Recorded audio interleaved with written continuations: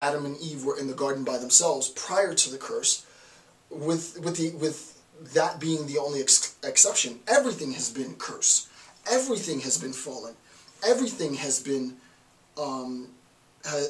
unnatural, right? If we recognize, and I don't want to go too fast now, but if we recognize that what's normal, right? What's normal is this pursuit of happiness, right? This recognition, this renouncement of that which is natural, right? So what becomes natural, what is naturally natural, what's inherently natural, sort of not turning the other cheek, not being, sympathetic to the plight of people I don't have any sort of familial, affinity with, and so on, that now has become demonized, right? So it's this, according to Nietzsche, it's this perversion. Sickness has not ceased. The most devout believers have just as a hard time of it as were the least devout believers. And basically this is saying that everybody's still suffering, right? So Nietzsche recognizes that there is still suffering, right? We haven't emancipated ourselves of pain, of suffering, sort of as an antithetical or polemical, relationship to the idea of happiness, right? A lot of philosophers, not all, but a lot of philosophers counter this discourse on happiness, not with unhappiness or anger, but they counter it with pain, right? So Nietzsche says pain and suffering still, right? Nietzsche says pain and suffering still exist. And pain and suffering don't just exist for the atheists, the disbelievers, right? Pain and suffering exists for believers. So the point is, if all is cursed, if all is damned, if all is fallen, and if, despite the fact that you have faith, despite the fact that, this is a pretty logical argument, right? Despite the fact that you have faith, despite the fact that you conform, you still suffer like I suffer. So the whole point is, why obligate yourself to more conformity in addition to the suffering that's inherent to human nature? It's just another level of suffering that you're assuming. And I think that's a fair argument, right? I would like to hear the response to that, but I think that's a fair, I think that's a fair argument. So the last bit of bullet point 3, this critique seemingly undermines the system of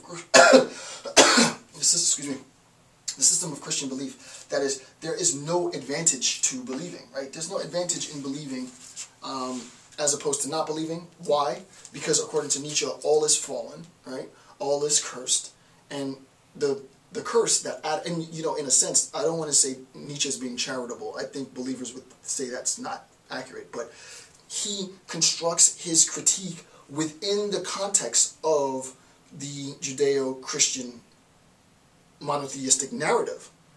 He's basically saying, okay, assume that God does exist, and assume that Adam and Eve were the first people on the planet, and assume that there was this tree of knowledge of good and evil, and assume that, I'll give you that, and I'll give you that they actually ate the fruit, and I'll give you that they were cursed. He can grant, in a sense, and to be charitable, he can grant all of those, which are huge things to grant in an argument. I'll grant you all of that. The point is, even if all of that is true, that God did exist, that God said that they should not eat of the fruit, they did eat of the fruit, that they were cursed, and that their curse is manifest up until now, I'll grant you all of that. The point is, logically, why would you want to opt into a belief system where you don't get any advantage for your faith, right?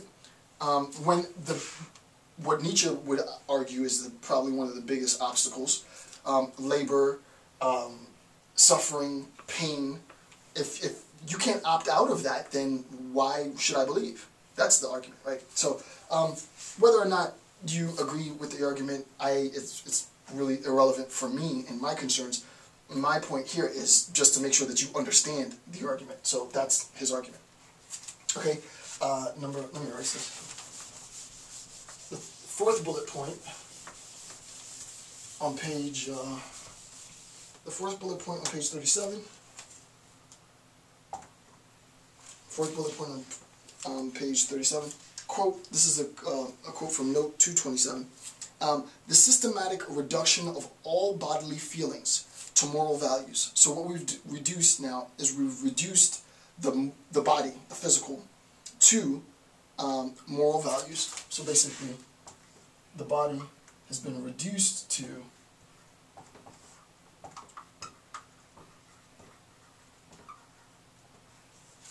the body has been reduced to moral values. So the systematic reduction of all bodily feelings. Now this doesn't just happen sort of incidentally, and we've seen this before in many, many notes, that this reduction of the sensual, not the sexual, the sensual, to moral values is a systematic process. This doesn't happen randomly. This is not sort of ad hoc.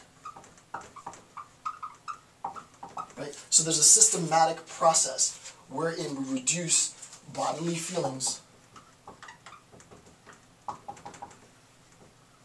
Right? There's a systematic process wherein we reduce bodily feelings to moral values. Insofar as we make this reduction, right? Insofar as we make this reduction, we depersonalize the body.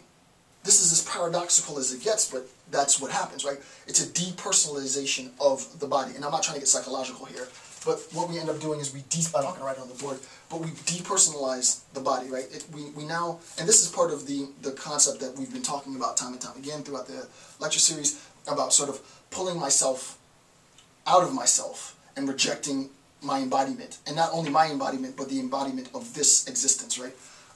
Sort of this world has been renounced for another world. So, again, note 227, the systematic reduction of all bodily feelings to moral values. Illness itself, conceived as morally conditioned. I have to go through this slowly, right? Illness, then, one of the feelings of the body is not just sexual arousal, it's not just happiness, it's not just joy or sadness. One of the feelings of the body is, so if you were to look at the body feelings is a set.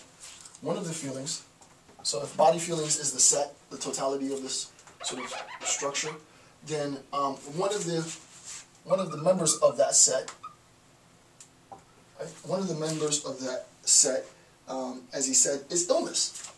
Right? We feel ill. So I'm drawing this slowly. I'm sort of organically developing this model so it can hopefully make it clear. This is sort of my approach to memorizing complex information. But we've systematically reduced bodily feelings to moral values. One of the aspects of bodily, one of the members of the set, to be technical, of bodily feelings is illness. So what we've done then is we've reduced illness as a physiological state of affair. Right? This is a physiological. We've reduced the notion of illness as a physiological state of affairs to a moral, an ethical, and or psychological state of affairs, right? Oh,